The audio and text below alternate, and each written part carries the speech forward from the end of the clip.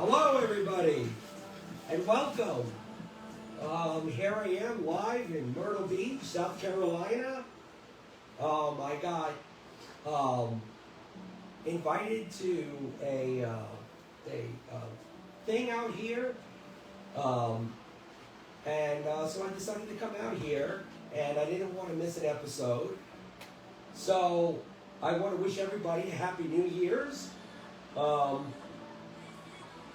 And I wonder how everybody's doing.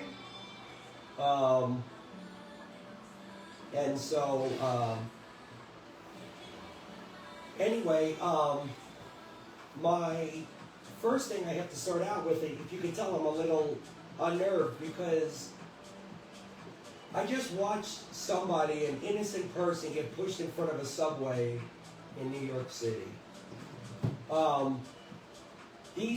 There were three guys.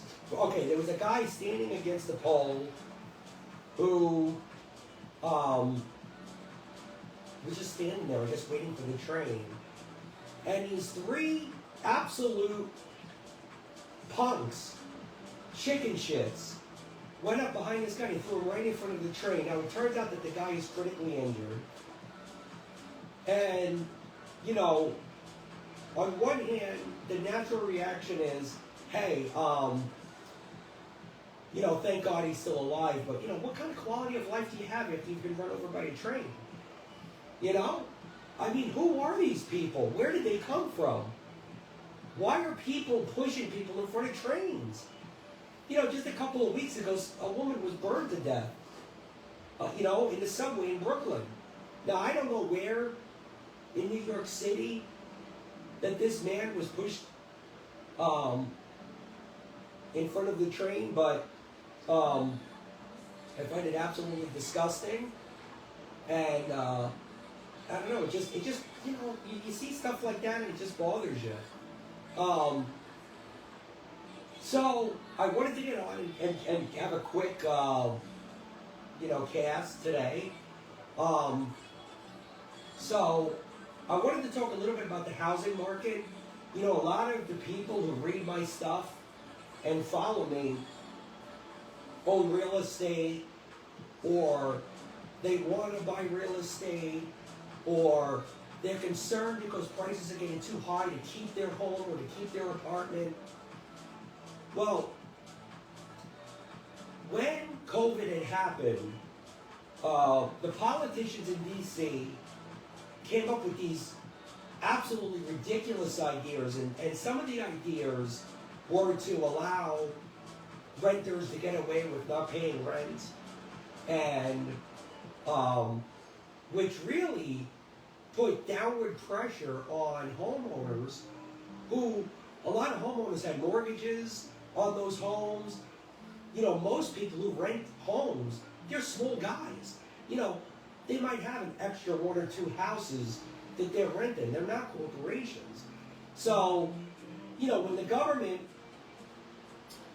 had to stop paying rent and actually made it illegal to kick them out, this really squeezed those homeowners because they still had to pay the property taxes, the maintenance costs, everything. If they had an HOA, whatever it was, they were still on the hook. So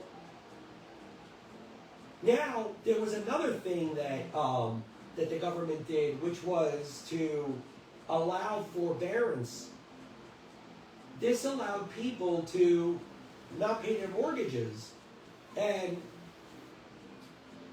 right now, the housing market is back to pre-pandemic levels, meaning for sale. So what happened was, because of COVID, everything got screwed up, right? Because the second government gets involved, right, they screw up every market that they mess with. So what happened was, because of COVID, there wasn't a lot of supply, right? Because a lot of people wanted to buy a home and get away from the city and, move into the country, more country kind of settings. So what happened was it really pushed up prices on housing. Well, a lot of people got forbearance, and the forbearance allowed people to stay in their home without paying the mortgage. And so now what's happening is we're seeing foreclosures go up. They're spiking. Why are foreclosures all of a sudden spiking? And why are prices going down in housing? We're seeing Florida getting hit hard. Places like Florida, Texas, all the big COVID states.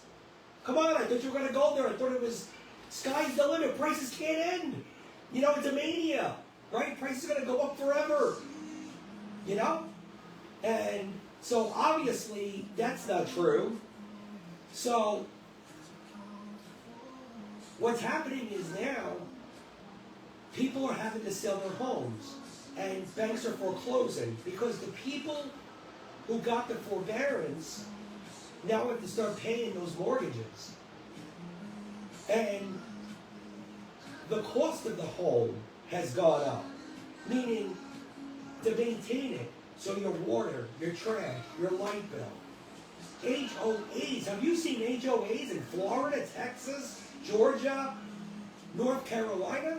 Right? They've gone up 2, 3, 4, 5 times.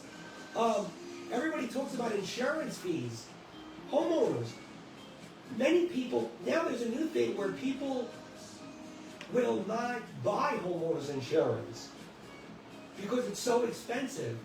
Construction costs, general maintenance of the property, try and get something done on your house. It's extremely expensive. Look, I'm in Greenville, South Carolina. One bush. I have one bush. Now, mind you, it's 14 feet tall, and it's about 10 feet wide. Okay, it's a special bush. Well, for me to have that cut, it's $150 for one. Okay? You know, now, if you have a big yard or even a regular yard, right? You have bushes, trees, shrubs, right? Look at what landscapers charge now. Why are landscapers charging so much? Why are the contractors charging so much? Because they're getting hit too. So what's happening is people can't afford these houses. So now that the forbearance from COVID are ending, they're having to pay the piper. And I said that this was going to happen 3-4 years ago. I was saying this. The thing to understand about forbearance is that although it allows you to skip the mortgage payment, it also,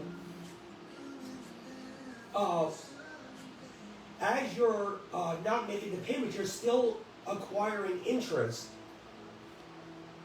You know, you're still acquiring interest on that loan. So for the last 3-4 years, interest has been building on that loan that you haven't been paying.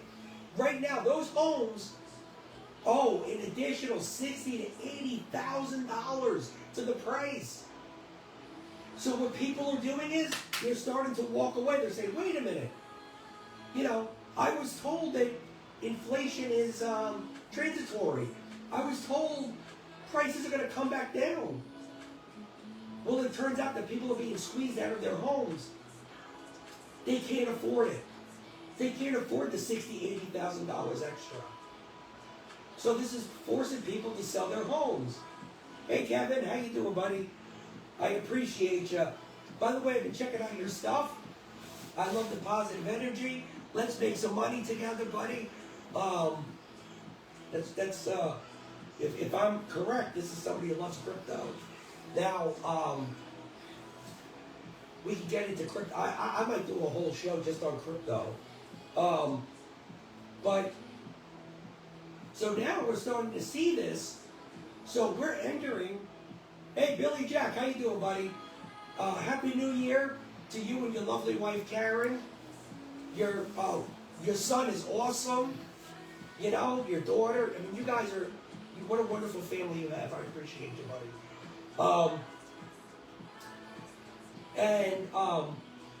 So, look, it's becoming a buyer's market again. Now, if you're selling, you know, you now have some competition because there's going to be a lot of new homes flooding the market because of this.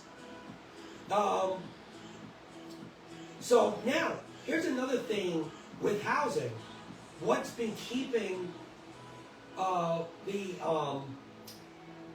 pool of selling so low is that people have had locked in 3 handles on their mortgages. I know people have a 2 handle, 2% and a little change on their mortgages. Well, if you have a 2 handle or a 3 handle, right, you're going to do everything you can to not sell that, right? Because who the hell is going to trade a 2 and a 3 for a 7 or an 8, okay? So, you know, that's what's kept the lid on housing from dropping down. Why people won't give up their houses. But now that people have to pay the piper, right, for not paying all this time, now we're seeing foreclosures finally go up. This is at the same time as the bond market is taking a hit. Stocks are starting to take a hit. A lot of risky assets are starting to take a hit because investors are looking, and now the cat's out of the bag. You know, I don't understand. I said it 5 years ago, we're going to have the decade of inflation. Everybody listens to the Federal Reserve. They've lied to you your whole life. But yet, I don't know why investors are betting with the Fed. Bet against them, right? Bet against the dollar. Don't put your money in those dollars. They're killing your dollars, right? You'll be a poor millionaire, you know, like in Zimbabwe.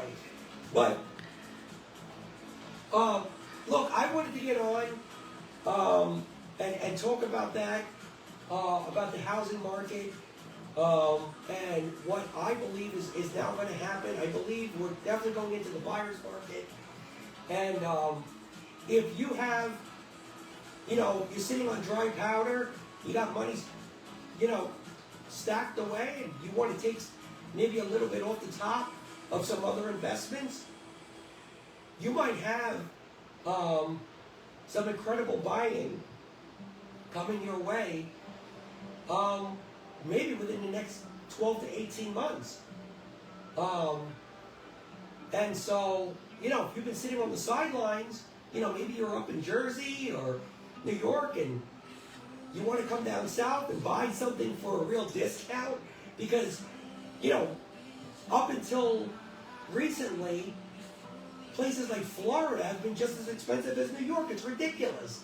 So these prices have to come down, right? We're at the top here. So, look, I wanted to come on and just kind of share that with you. Does anybody have any questions or anything? No? Well, listen, I wish everybody a happy New Year's, and I hope everybody has a great day and a great night. Be safe. Don't drive drunk. Please get an Uber. There's no excuse for it. Go out, have fun, and I'll see you on the next one. Thank you.